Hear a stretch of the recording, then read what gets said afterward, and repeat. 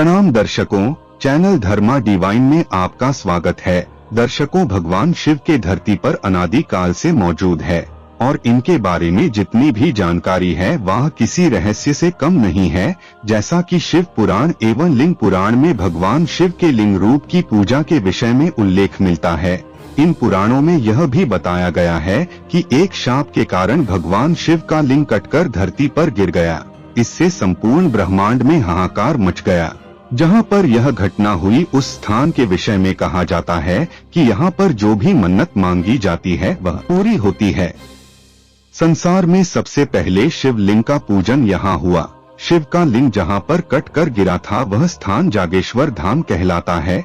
यह धाम उत्तर भारत के एक प्रमुख शिव मंदिर के रूप में प्रतिष्ठित है। मान्यता है कि यहाँ शिव जागृत रूप में विद्यमान हैं। पौराणिक मान्यताओं के अनुसार सबसे पहले शिवलिंग का पूजन जागेश्वर से ही प्रारंभ हुआ। मानसरोवर की यात्रा पर निकलने वाले यात्री इस धाम की अर्चना करके आगे बढ़ते हैं। यहाँ करीब 200 से ज्यादा मंदिर हैं। इस धाम का प्राचीन काल से ही काफी महत्व है। पुराणों में भी इस स्थान का व्यापक वर्णन मिलता है। पौराणिक कथाओं में कहा गया है कि भगवान शिव जागेश्वर के निकट दंडेश्वर में तपस्या कर रहे थे। इस बीच सप्तऋषियों की पत्नियां वहां पहुंची और शिव के दिगंबर रूप पर मोहित हो गईं। सप्तऋषि अपनी पत्नियों की खोज में वहां पहुंचे। उन्होंने पहचाने बिना नाराज होकर शिव को लिंग पतन का श्राप दे दिया। इससे ब्रह्मांड में उथल पुथल मच गई। बाद में देवताओं ने किसी तरह शिव को मनाया और जागेश्वर में उनके लिंग की स्थापना की गई। मान्यता है कि तभी से शिवलिंग की पूजा शुरू हुई। जब यहाँ मांगी गई हर मन्नत पूरी होने लगी। जागेश्वर धाम में मंदिरों का निर्माण और पुनरुद्धार 7वीं से 17वीं शताब्दी के बीच माना जाता है। कहा जाता है कि जागेश्वर मंदिर का निर्माण कत्यूरी राजा शालीमार ने करवाया। कत्यूरी शासक खुद को परम महेश्वर कहते थे।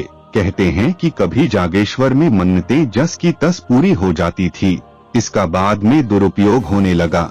आदि शंकराचार्य ने इस स्थान पर भ्रमण किया था। उन्होंने महामृत्युंजय में स्थापित शिवलिंग को किलित किया। इसके बाद यहाँ केवल अच्छी कामना के लिए की गई मन्नतें मांगी जाती है। शंकराचार्य ने इस मंदिर की मान्यता को पुनर्स्थापित किया है। जागेश्वर मंदिर नागर शैली का है। यहाँ स्थापित मंदिरों की विशेषता यह है कि इनके शिखर में लकड़ी का छत्र बना है जो बारिश और हिमपात के समय मंदिर की सुरक्षा रखता है। जागनाथ मंदिर में भैरव को द्वारपाल के रूप में अंकित किया गया है। जागेश्वर लकुलीश संप्रदाय का भी प्रमुख केंद्र है। यहाँ होती थी रानियां सती। जागेश्वर मंदिर में कत्यूरी रानियां सती हुआ करती थीं। जागेश्वर का इतिहास चंद शासकों से भी जुड़ा हुआ है। चंद शासकों ने यहाँ की पूजा अर्चना की सुचारू व्यवस्था के लिए अपनी जागीर से 365 गांव जागेश्वर धाम को अर्पित किए थे।